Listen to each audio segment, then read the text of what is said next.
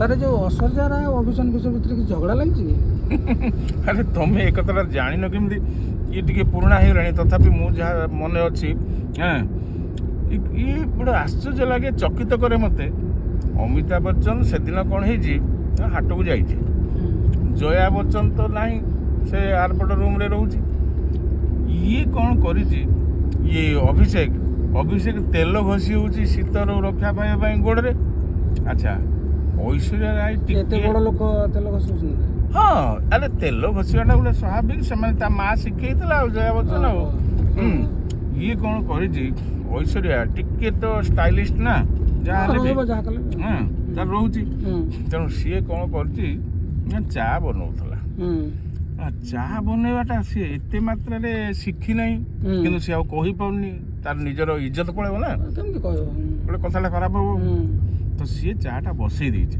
ବସେଇ ଦେଇକି ସିଆଡ଼େ ଡ୍ରେସିଂ ରୁମ୍ ପାଖରେ ଯାଇକି ଠିଆ ହେଇ ପଡ଼ିଛି ମିରର ଆଗରେ। ଗାଧି ସାରିଲା ପରେ ଟିକିଲି ଫିକିଲି ଲଗାଉଛି, ମାରୁଛି। ଅଭିନୟ ଜଗତରେ ଅଛି ନା, ସେମାନେ ମୁହଁଟା ମେକଅପ୍ କରି ରଖନ୍ତି। ନିହାତି ଆମ ଘର ସ୍ତ୍ରୀ ଲୋକ କରୁଛନ୍ତି, ଆଉ ସେମାନେ କରିବେନି କେମିତି? ତ ସେ କ'ଣ କରୁଛି ନା, ତାର ମନେ ନାହିଁ ଯେ ଚା ବସେଇଛି ବୋଲି। ଚା ପୋଡ଼ିକି ଯେତେବେଳେ ଗନ୍ଧ କଲା, ଏ ତା ଶାଶୁ ତ ଜାଣିଛ ଜୟା ବଚ୍ଚନ ଟିକେ ବଦରାଗି, ସେଗୁଡ଼ା ସହିପାରେନି, ହେଲେ ରାଗିବ। ତାପରେ ଶାଶୁର ତାର ଟିକେ ଦେଖେଇବ ପାଟକରାଟା। ସିଏ ଆସିକି ଦୀପ ତ ଟିକେ ଦାଣ୍ଟି ଦେଲା, ଆଉ ଯେମିତି ଦାଣ୍ଟି ଦେଲା, ଇଏ ତ ଆଧୁନିକ ଝିଅ ନା, ମଡର୍ଣ୍ଣ ଝିଅ ଐଶ୍ୱର୍ଯ୍ୟା ରାୟ, ସିଏ ଆଉ ସମ୍ଭାଳି ପାରିଲାନି। ସେ ଗୋଟେ ତା ମୁହଁରେ ଗୋଟେ ଜୋରରେ ଜବାବଟେ ଦେଇଦେଲା ଆଉ।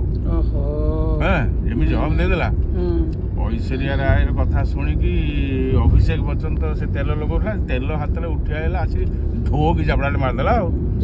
କହିଲା, ମୋ ମାଆକୁ ତୁ ଏଇ କଥା କହିଲୁ? ଇଏ ବି ଟିକେ ଶାଶୁ ଯେହେତୁ କହୁଛି ଟିକେ ଚୁପ୍ ରହିଯିବା କଥା, ବହୁଟା ଯେହେତୁ ଟିକେ ନରମ ରହିବା କଥା, ସବମିସିଭ୍ ନହେଲେ ଚଳିବ କେମିତି? ବେଲା ଦିଟା ବାଜିଯିବ ନା, ଶବ୍ଦଟା ହେଉଛି ସେଥିପାଇଁ। ଆଉ ସିଏ ସମ୍ଭାଳି ପାରିଲାନି, ଯେମିତି ବାଡ଼େଇ ଦେଇଛି, ଆଉ ଗଲା ଆଉ କ'ଣ। ଐଶ୍ୱର୍ଯ୍ୟା ରାୟକୁ ଆଉ ସମ୍ଭାଳିକି ଆଉ ଚୁଟି ଫୁଟି ଖୋଲିକି ତ ଡେଇଁଲା ପୁରା। କହିଲା, ମୋତେ ତମେ ବାଡ଼େଇଲ, ହାତ ଉଠେଇଲ, ମୋ ବୋପା ମୋ ଛୁଆ ଦିନରୁ କେବେ ଗାଳି ବି କରିନଥିଲା। ଲଗେଇଲା ଫୋନ ଆଉ ତା ବାପାକୁ, ଆଉ ତା ବାପା ତ ଟିକେ ଭିନ୍ନ ପ୍ରକାର ଲୋକ। ସିଏ କହିଲା, ତୁ ଏଇ ମୁହୂର୍ତ୍ତରେ ବାହାରିଆ, ତାପରେ ଯାହା ହବ ମୁଁ ବୁଝିବି। ସିଏ ତ ବ୍ୟାଗ୍ ଧରିକି ବାହାରିଲା, ଡାକିଲା ଅଟୋକୁ ଆଉ। ଅଟୋ ଆସିବା ଭିତରେ ଅମିତାଭ ବଚ୍ଚନ ହାଟରୁ ପରିବା ଧରିକି ଫେରୁଛି।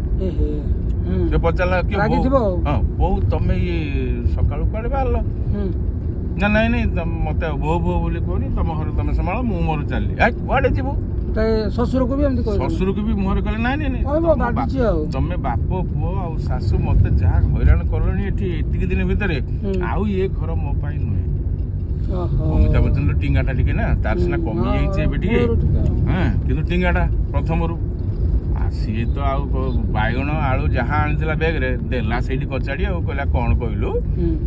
ମୋ ସ୍ତ୍ରୀ ଖରାପ, ମୋ ପୁଅ ଖରାପ, ତୁ ଏକୁଟିଆ ଭଲ, ଗେଟ୍ ଆଉଟ୍ ବୋଲି କହିଲା। ଆଉ ସେ ତ ଆହୁରି ତାର ଯାହା ଇଚ୍ଛା ଥିଲା, ପଦେ କିଏ ଡାକିଥିଲେ ରହିଥାନ୍ତା, ଆଉ କ'ଣ ରହିବ?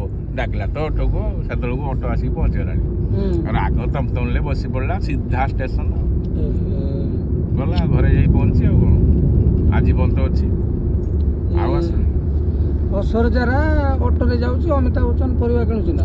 କି କଥା ଇଏ, ସେମାନେ ଘରୋଇ ମତେ କାହିଁ ବିଶ୍ୱାସ ହଉନି ଏ କଥାଟା। ନା, ତମେ ଯେ ମତେ ପଚାରିଲ, ତମେ ତ ଯୋଉଠି ମୁଁ ତ ସେଇଠି, ତମେ ମତେ କେମିତି ପଚାରିଲ ସେ କଥା? କି ବାଜେ କଥା, ମୁଁ ଅଧଘଣ୍ଟା ହେଲାଣି ଶୁଣିଛି ଆପଣଙ୍କ କଥା। ଛାଡ଼